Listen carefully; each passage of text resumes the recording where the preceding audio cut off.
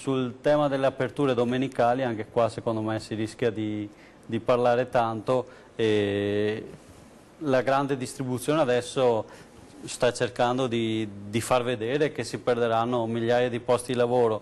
Non credo sia così. Se si vanno a perdere posti di lavoro, secondo me, guardando la nostra realtà del Veneto, è perché anche loro tra di loro non hanno bene le idee chiare. In Veneto si fanno concorrenza, vediamo i centri commerciali che spuntano purtroppo come funghi e vanno ad attingere allo stesso bacino d'utenza, quindi sono loro i primi a farsi concorrenza, e le aperture domenicali, i numeri alla mano, hanno dimostrato che non hanno portato questo incremento delle vendite, quindi anche da questo punto di vista in termini occupazionali non vedo nessun tipo di ricaduta. Sul tema invece dei riposi, che sono assolutamente necessari per le famiglie, che sia domenica o quant'altro, c'è un dato che secondo me deve essere ben chiaro per i cittadini che ci stanno ascoltando.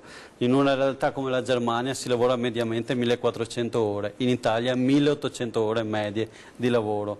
Ecco, c'è una disparità troppo importante, dobbiamo cercare di abbassare anche in Italia questo numero di ore. Poi se riposo cadrà di domenica o cadrà un altro giorno, io credo che sia importante di avere più tempo a disposizione per la famiglia, a prescindere dal giorno. L'apertura domenicale forse è più una questione anche simbolica, però io credo che le persone abbiano bisogno di più tempo per stare con la famiglia e non ci saranno ripercussioni da un punto di vista economico, specie sull'occupazione. Anzi, se andiamo a ridurre le ore di lavoro, vediamo che in Germania con 1400 ore hanno tutto un altro indice di occupazione e di disoccupazione.